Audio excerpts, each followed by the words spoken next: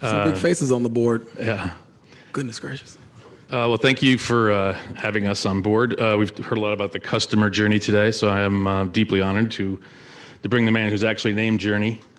Journey. Well done. Yeah, Chief Growth Officer of 72andSunny. And let's just get into it. I think, one of the things that struck me as unique is you're running growth for an agency and didn't have an ad tech or agency background. So if you could just take us a little bit through your background and how you got here, that'd be interesting. Yes, the proof that 72andSunny is all about creativity to hire someone like me. I come from a variety of backgrounds, engineering undergrad, business degree at the master's level, and spent a lot of years in a variety of industries. So spent some time in pharma, spent some time in auto, spent some time in tech, small manufacturing businesses, healthcare, spent some time there, and some time in luxury services. So that either means I'm really old or I change jobs a lot or both.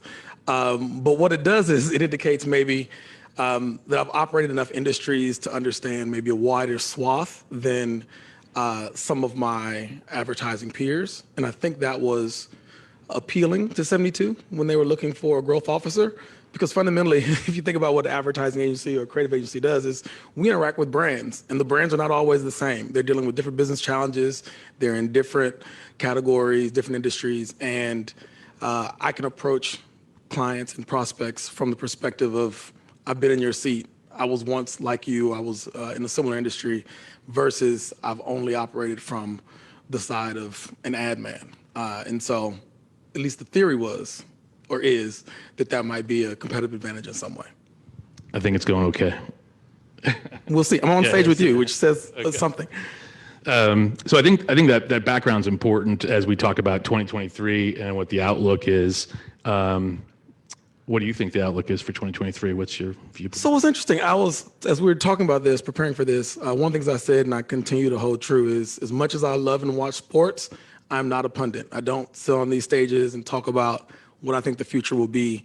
I'm not a predictor or a soothsayer. But if you look at those people that are predictors and soothsayers, there's this constant thread, this undercurrent of a potential recession heading our way. We see inflationary headwinds, gas prices are through the roof. I live in California, so gas is always expensive. It's gotten absurdly expensive. You see big tech companies contracting their staffs a bit. And so one might argue, if you look at how long the economy has roared over the years, we're kind of due for one of these sort of downturns. And the COVID dip was not a normal thing, right? COVID came, the world shut down, we went through the floor, and then we bounced back. But on a normal cycle, it seems like we might be due for one of those nasty R words. And even if it's not the case, it's worth thinking about, if that thing comes soon, what might we do? So I don't have any big predictions. I just read and listen. And some of the smart guys and women are saying, there could be a thing called a recession headed our way. Yeah, I agree. I think whether it's real or imagined or stock market driven, or it's going to change the sentiment of spend. And certainly, you will see early indications of that in Q4. So let's assume the prediction is recession. That's doom and gloom for a panel on a fireside chat of marketers who are inherently optimists. Out right now, it's like they're inherently out of optimists. here, time for a Coke. I'm going to say I was too young to know about the dot-com boom, but I was there, and that was bad. And then 2008. So you came through those two. What are some of the things that marketers can do or agencies can do to kind of weather the storm as we go forward? Yeah, I mean, it's pretty apparent to me that in the midst of a recession, I think this is not news to anybody, that people have to contract a bit. You just cannot spend as liberally as you might have in the roaring growth periods of time. And with that in mind, the question is, how do brands do this in a way that makes sense? And certainly from my seat, what does that mean for marketing? What does that mean for how you choose to spend dollars to make sure your products are in front of the right people?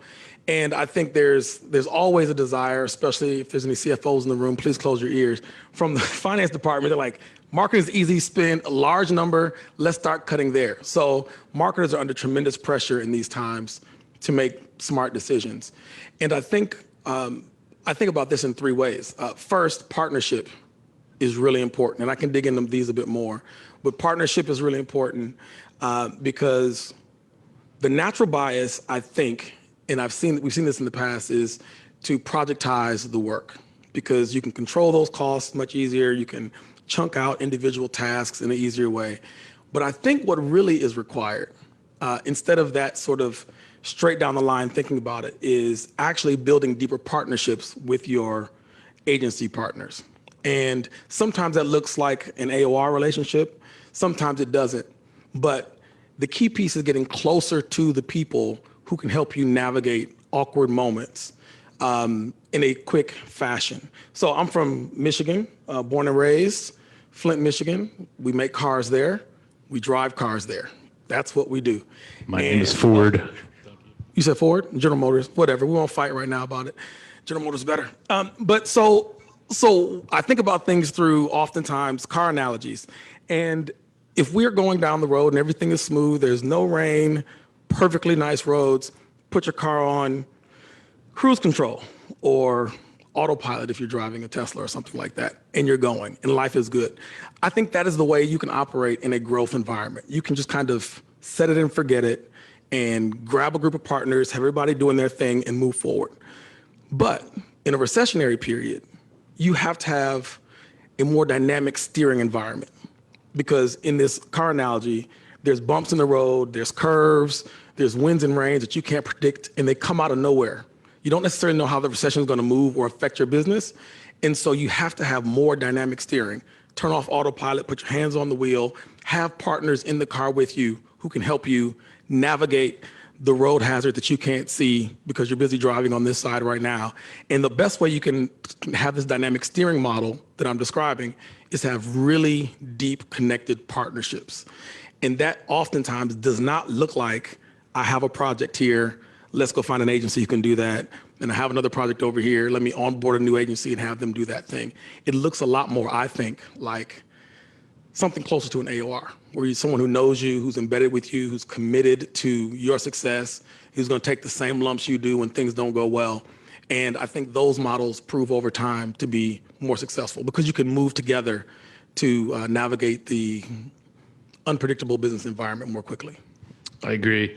I think having lived through those last two recessions, I had a startup in each one of those recessions and tanked them both. It was bad.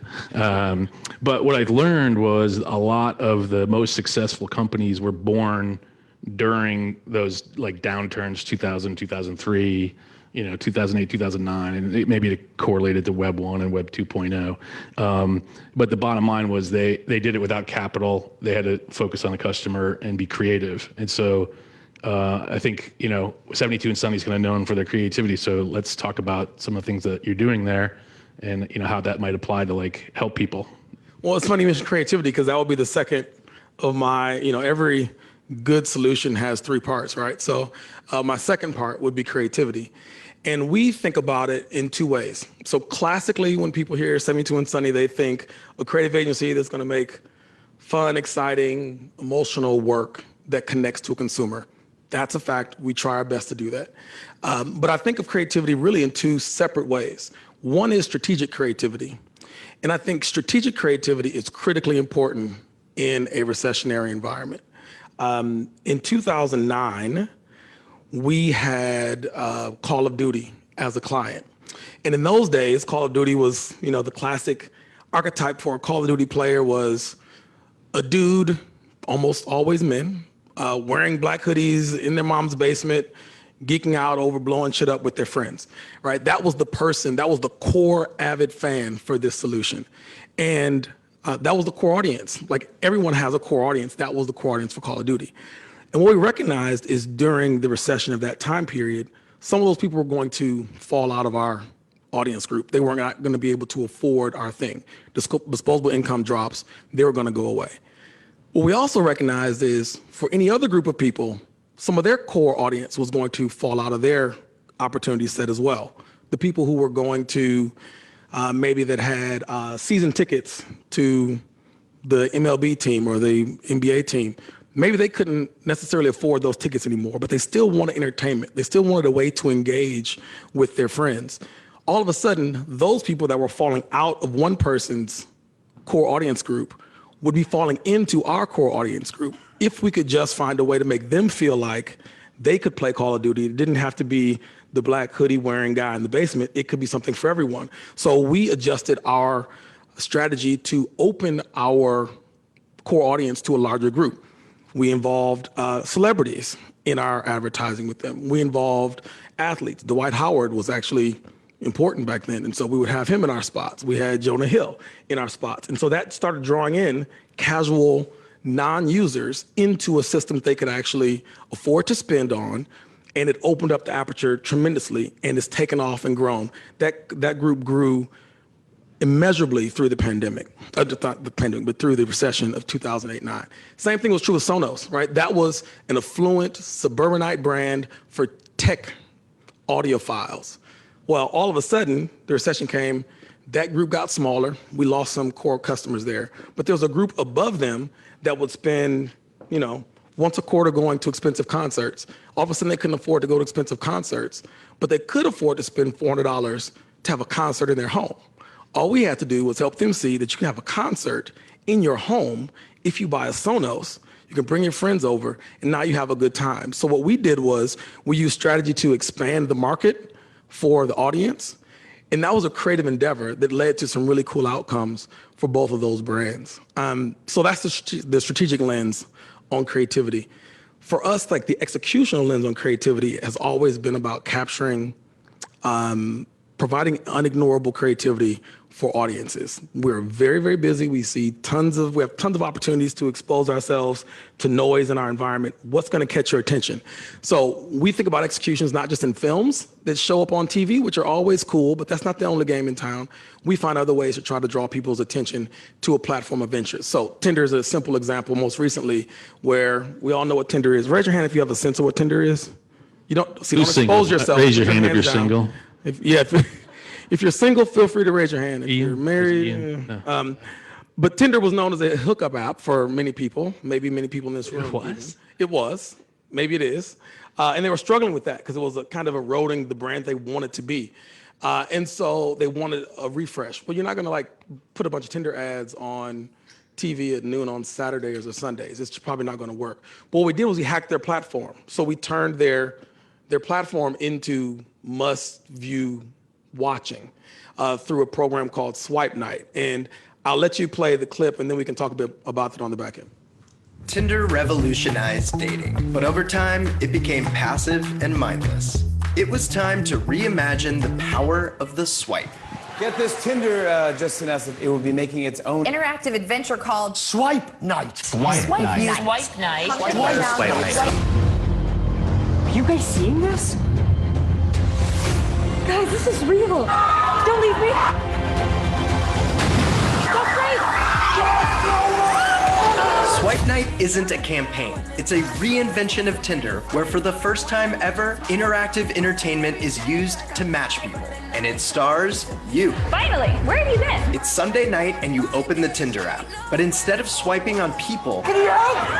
He's really hurt. you're gonna swipe to make split-second decisions that reveal your true colors. Like, do you ignore him or help him? What the hell are we supposed to do with these? Steal her ride or ask for a ride? Do you save the puppy or the person?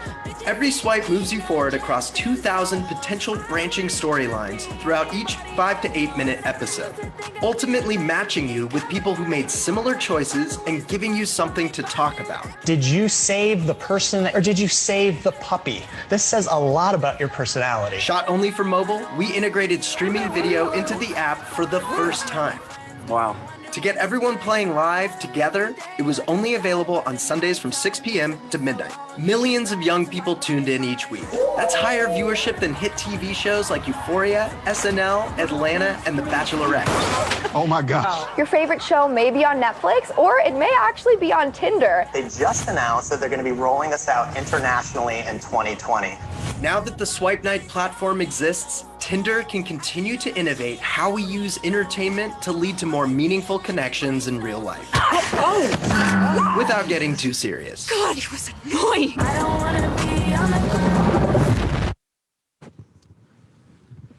That's cool.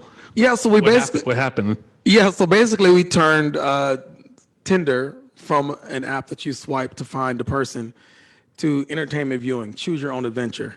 And it became primetime viewing. It would run every Sunday night for, 5 weeks or 6 weeks. And people would tune in and they would make choices. And through the choices they made on the movie, if you will, they would then downstream be matched to people who made similar choices. So it allowed them to engage with people in a different way. But more importantly for Tinder, it allowed their fan base to engage with their platform in a way that was different than they ever had before. So it wasn't a film that you throw on a screen and watch twice during your favorite TV show. It was something that engaged the people in a platform that they were already using. So it was a platform hack in some ways. Well, yeah, it looks like the PR and earned media effect probably paid for the whole campaign. So they actually re-upped for a second season. They had a swipe night too that was zombie apocalypse or something crazy like that. And more people tuned in to kill zombies and figure out who else would kill them the same way. So that's Tinder. You can hack that app. How could a normal brand hack their business or app or give me another example? Yeah, I think so when we think of creativity, it often comes in what can be the splashy ad. It's the ones we think about in the Super Bowl. Tinder's an example of hacking someone's platform. Another non-film related hack, if you will, or creative approach we took was with a real problem that many women administrators in the world deal with, which is a period poverty. So 1 in 4 Americans that administrate don't have access to period products. And I'm a man, this is not a problem I've ever had to deal with. Frankly, I never thought about it until our team started addressing. I have 3 daughters, so Well, mine is 2, so I haven't gotten there just yet. But it's clearly something that I was not aware of, and many other people were not as well. The truth of the matter is the U.S. government will provide SNAP benefits and other sort of government assistance to buy food, but not these products. And that seems absurd to me because it's not an option to choose this. This is a reality for people on a monthly basis across the spectrum, and it affects their ability to go to work or to go to school or to feel comfortable and confident. And so our team identified this as a problem, found some partners, and with no budget, we didn't have $100 billion in media to go really address this through PSAs. We had to find another way to address it. So I'll show you how we did it, and then we can talk about that. Nearly 1 in 4 young people in America don't have access to period care products. And while federal benefit programs like SNAP help pay for food, menstrual hygiene products are explicitly prohibited. That's absurd. And an absurd problem requires an absurd solution. It's that time of the month and money's looking tight. Choosing food or tampons, it's a common plight. That's right. The government helps people buy food with SNAP, but no one's helping us buy tampons. They don't give a crap. If only there was a loophole. Sounds like it's time for some loophole. Introducing Loophole Cereal, where the prize inside is a cycle's worth of period care. And because the pads and tampons are in a box of cereal, they're SNAP eligible. It's technically food, so the government is funding period care. Technically. Every aspect of our box is designed to educate and drive political engagement, from the outrage-inducing statistics on the back to the detachable postcard you use to contact your representatives to support systemic change. And the QR code on the back of our box leads to loopholecereal.com, where visitors can learn about how to email their representatives to publicly support the Menstrual Equity for All Act, which is a comprehensive bill that, among other good things, expands Medicaid to cover the cost of menstrual hygiene products. We also created dozens of infographics about the cruel cycle of period poverty for people to share on their socials, which they did. A lot. We even shipped over 100 real-life boxes of loopholes in a mailer that showed off our whimsical but bold branding to influencers, politicians, and activists to share with their followers. Every element of the Loopholes campaign is designed to get people talking and taking action. Our grassroots idea got 6 million impressions in the first 3 days alone. And through the email form on our site, representatives in all 50 states have been contacted. And Congress is officially on notice. Because menstrual hygiene is a human right. Loophole Cereal, part of a balanced society. It's amazing. Yeah, it's a very different approach. Earned media is a solution to some of these problems. As again, I think it raised awareness for people who knew there was a problem to do something about it, and for people who had no clue, yours truly. Many of us became zealots about this issue. It's absurd. As it said, we found a loophole in the system, we exploited it, and we now see that particular bill is moving through Congress in a way where it was stuck and dead beforehand. So it does good for the world, but it also is a very unique way to address a problem through a creative execution. Was there any reaction from the government? I mean, there was, Capitol Hill was on fire about this because it forced a lot of Congress people to answer questions they were not prepared to answer, both about their stance on the act and also what the hell was period poverty. There was a lot of stumbling and fumbling about that particular question alone. And so it really forced, I think, movement on this. And for the legislators who were already pushing the envelope, it gave them a lot of wind behind their back to actually move it forward. Mm-hmm. So it's not there yet.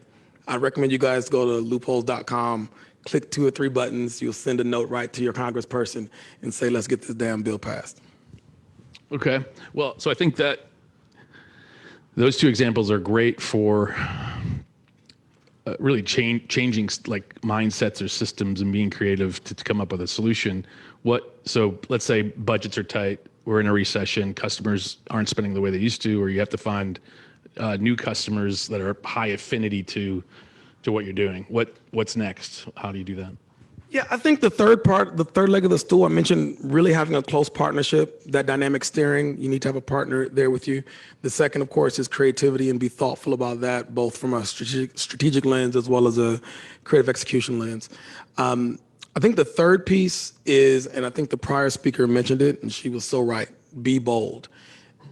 Recessionary times are not moments to be safe. I think you have to take swings, smart ones, strategic ones, but you have to be willing to move forward.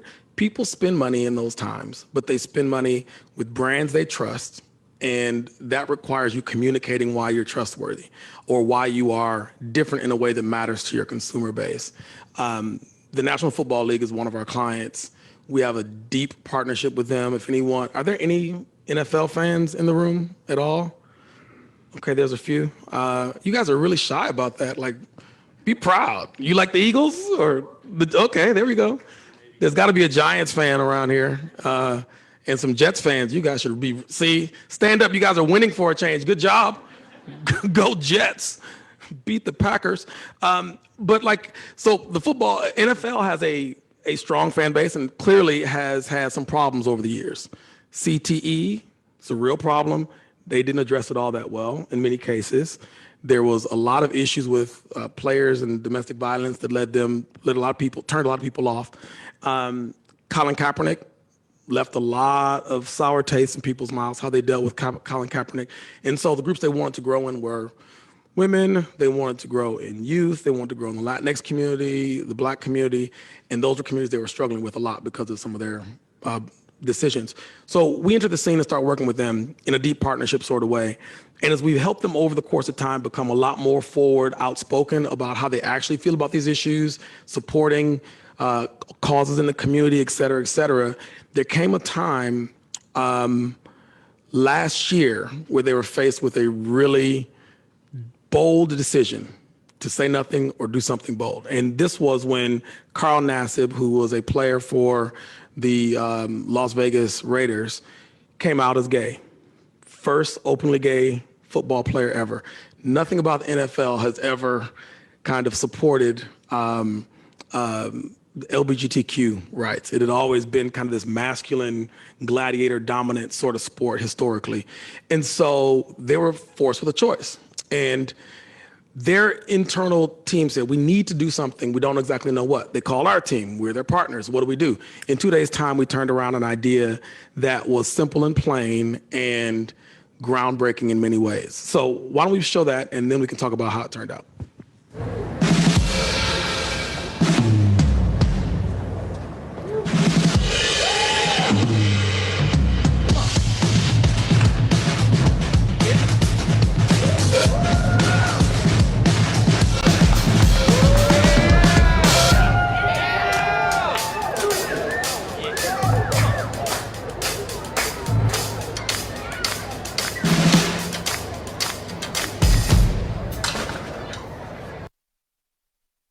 So that wasn't a campaign. There was no 6 months of planning and market testing associated with it. It was, we have a moment in time, something significant has happened in our organization, and our platform is maybe the biggest in the United States. We can say something that can move the world a bit. We can support people in a way we've not yet done. 2 days' time, we turned that around, and I think that aired during the same weekend after he made the announcement. Carl Nassib did not want to be featured. He didn't want to be talked to or talked about. He just wanted to express his truth and let it lie where it may. So we found out that Trevor Project is one that supports LGBTQ youth and their plight. There's a tremendous amount of suicide in that community. And so we said, let's simply say what the NFL feels. And if you notice, it was football is, so on and so forth. NFL views themselves as the champion of all football, not just professional football. And so it was a very simple statement, black screen, white words, that cut through and provided a very clear message. You wouldn't believe the amount of hate mail that came from this. You also wouldn't believe the amount of support. It was much more support than hate mail, but they need to be bold in the moment, and they made the choice to do so, and it resulted in a windfall in support from a community that had felt marginalized since the beginning of time for their particular sport. And it raised a tremendous amount of money for the Trevor Project as well. I think their donations quadrupled in a day, and it carried on for months thereafter. So it did really good things for the community. It did great things for, I think, for the United States and the world, but it also supported a player of theirs, and they did it in a way without having to do 6 months of market testing. You got to be bold sometimes, and when you are, people kind of follow you because of it. We've been cut off. No. Thank you. I mean, you could definitely see the NFL is changing in many ways in terms of their tone and certainly their approach to fans, and which for them is a recessionary market in some cases. I don't know how much time we have left, Amanda. What? Okay. Yeah,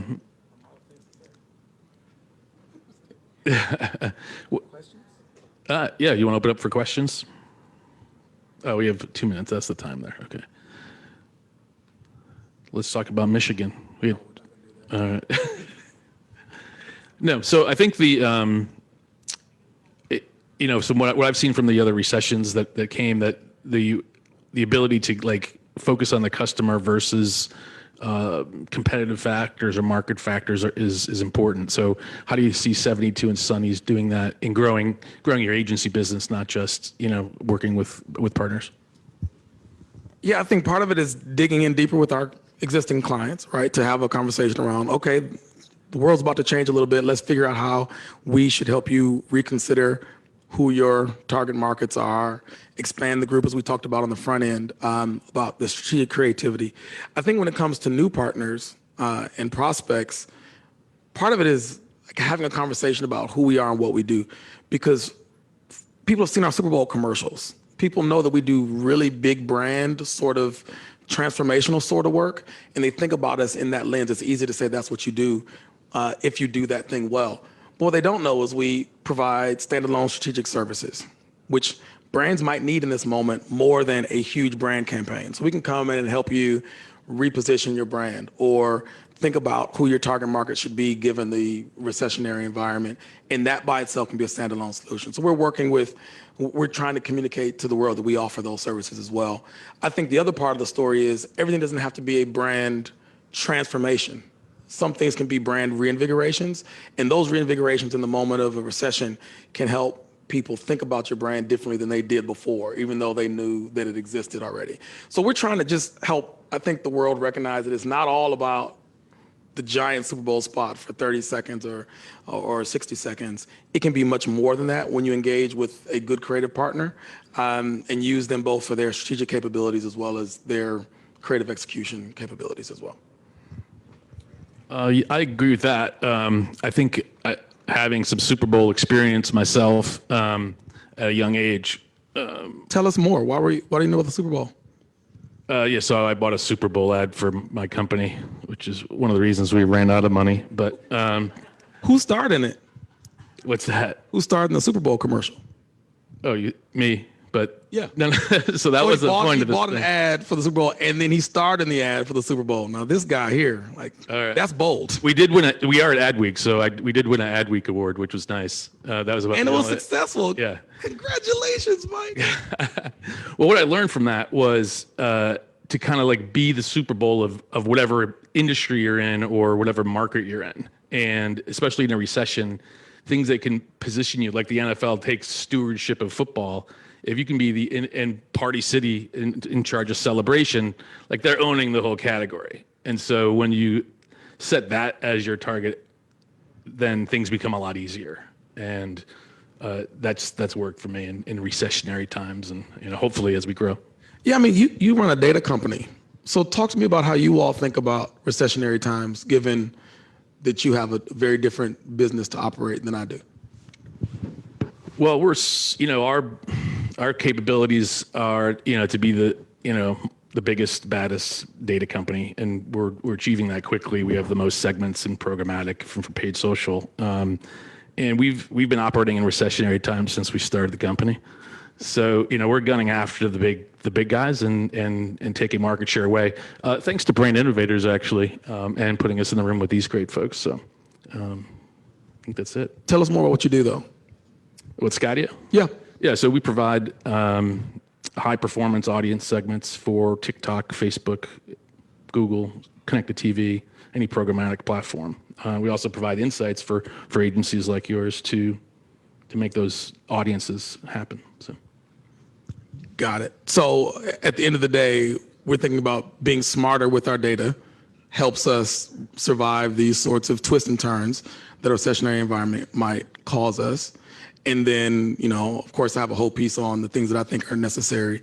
I'd be curious from the audience, are there any questions? Do you guys have any thoughts about what your businesses are doing to address or prepare for what could be a recessionary environment? Am I the only one that's thought about the dark cloud that's headed our way? No, just kidding. No comments, no thoughts? Well, I'm the optimist, so I'm just hope it doesn't happen. But I think any way you can acquire more customers cheaply, whether that's earned media with some of the strategies you guys have done, or a brand taking a more direct response play, or performance marketer taking more brand play. One of the things that we did during COVID, I used the George Costanza School of Management, and I did the opposite of what I was doing before, and that fundamentally changed the course of the business. So those are just observations that I've done. Tell me more about this change the course of the business. What did you do that was fundamentally different? Because if you're selling, soup, you can't say I'm going to sell dog food. I mean, maybe you could, but that's probably kind of dangerous. What would you? Well, yeah, I mean, it's a good question. We were a mobile first company. We had a treasure trove of high performance data that you could use for indexing and the most advanced data science that you could do, but nobody really wanted that. They wanted to target, 35-year-old moms. And so we gave them that, and now that's working well. We give people what they want. It's a pretty good strategy. That's working. Cool. Well, we've exhausted this subject. Just for the record, I'm not doom and gloom. I don't think that the sky is falling, but I think it's better to be prepared than not. And so I think if you can really double down and lean into your partnerships, really use creativity to your advantage through your partnerships, and be bold in those moments, I think you can have tremendous success, windfalls even, in a recessionary environment should one appear down the road. With that, I think that's it. Damian, thank you very much. Thank you, Mike.